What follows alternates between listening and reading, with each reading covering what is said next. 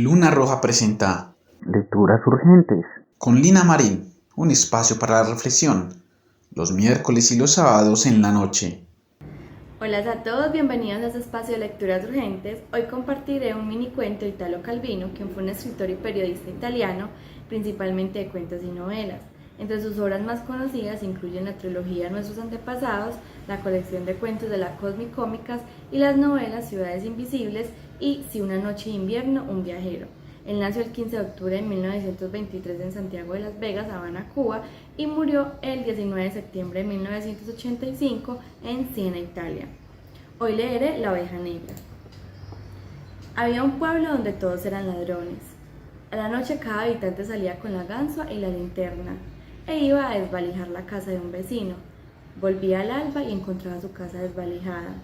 Y así todos vivían en amistad y sin lastimarse, ya que uno robaba al otro y este a otro hasta que llegaba a un último que robaba al primero.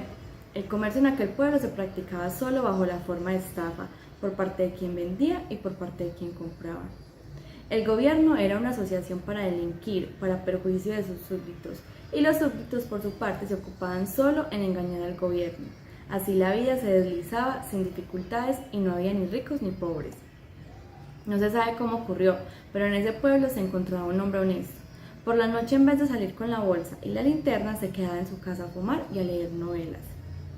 Venían los ladrones, veían la luz encendida y no entraban. Esto duró poco, pues hubo que hacerle entender que si él quería vivir sin hacer nada, no era una buena razón para no permitir que los demás lo hicieran. Cada noche que él pasaba en su casa era una familia que no comía al día siguiente. Frente a estas razones, el hombre honesto no pudo oponerse. Acostumbró también a salir por las noches para volver al alba, pero insistía en no robar. Era honesto y no quedaba nada por hacer. Iba al puente y miraba correr al agua. Volvía a su casa y la encontraba desvalijada. En menos de una semana, el hombre honesto se encontró sin dinero, sin comida y con la casa vacía. Pero hasta aquí nada mal ocurría porque era su culpa. El problema era porque esa forma de comportarse todo se desajustó. Como él se hacía robar y no robaba a nadie, siempre había alguien que volviendo a su casa la encontraba intacta, la casa que él hubiera debido desvalijar. El hecho es que poco tiempo después, aquellos que no habían sido robados encontraron que eran más ricos y no quisieron ser robados nuevamente. Por otra parte, aquellos que venían a robar a la casa del hombre honesto la encontraban siempre vacía y así se volvían más pobres. Mientras tanto, aquellos que se habían vuelto ricos tomaron la costumbre también ellos de ir al puente por las noches para mirar el agua que corría bajo el puente. Esto aumentó la confusión porque hubo muchos otros que se volvieron ricos y muchos otros que se volvieron pobres. Los ricos, mientras tanto, entendieron que ir por la noche al puente los convertía en pobres y pensaron: paguemos a los pobres para que vayan a robar por nosotros. Se hicieron contratos, se establecieron salarios y porcentajes. Naturalmente, siempre había ladrones que intentaban engañarse unos a otros, pero los ricos se volvían más ricos y los pobres más pobres. Había ricos tan ricos que no tuvieron necesidad de robar ni hacer robar para continuar siendo ricos, pero si dejaban de robar, se volvían pobres porque los pobres los robaban. Entonces pagaron a aquellos más pobres que los pobres para defender sus posesiones de los otros pobres, y así instituyeron la policía y constituyeron las cárceles.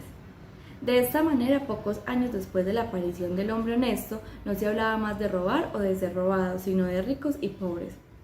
Y sin embargo, eran todos ladrones. Honesto había asistido uno y había muerto enseguida, de hambre. Fin. Los dejo con esta frase de Italo Calvino que nos dice: las ciudades, como los sueños, están construidas de deseos y de miedos. Aunque el hilo de su discurso sea secreto, sus reglas absurdas, sus perspectivas engañosas y toda cosa esconde otra. Los espero para más lecturas urgentes. Chao.